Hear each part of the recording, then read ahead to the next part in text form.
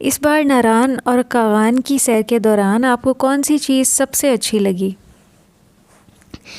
ماما وہاں کے پہاڑ اور پانی، لیکن وہاں کے پہاڑ کتنے بلند تھے اور پانی کتنا گہرا تھا کہ انہیں دیکھ کے ڈر لگ رہا تھا۔ واقعی ایسا ہی تھا، لیکن ہمیں اللہ سے ڈرنا چاہیے، اللہ کی تخلیق سے نہیں۔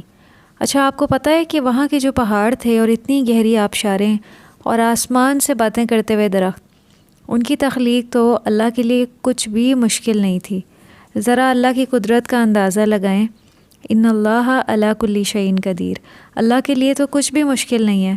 وہ درخت اور پہاڑ آپ کو اتنے بڑے لگ رہے تھے، ذرا سوچیں کہ ہماری پوری ارتھ کتنی بڑی اور وسیع ہوگی، بلکہ ہماری زمین کے علاوہ اور بھی بہت سے پلینٹس ہیں جو ہماری زمین سے کئی گنا بڑے ہیں، اور انہیں اللہ تعالیٰ نے صرف 6 دنوں میں پیدا کیا ہے۔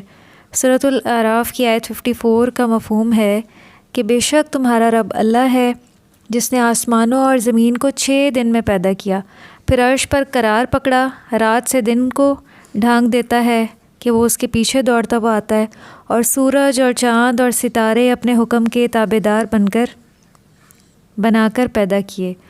اسی کا کام ہے پیدا کرنا اور حکم فرمانا۔ اللہ بڑی برکت والا ہے جو سارے جہان کا رب ہے۔ صرف 6 دنوں میں؟ 6 دن تو بہت کم ہے۔ 6 دنوں میں تو ہم گھر بھی نہیں بنا سکتے۔ اللہ تعالیٰ نے اتنی بڑی کائنات تخلیق کر دی۔ جی بالکل۔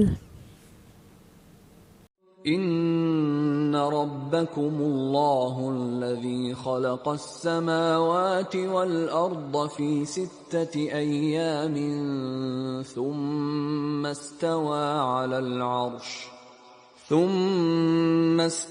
على العرش يغشي الليل النهار يطلبه حثيثا والشمس والقمر والنجوم مسخرات بأمره ألا له الخلق والأمر تبارك الله رب العالمين۔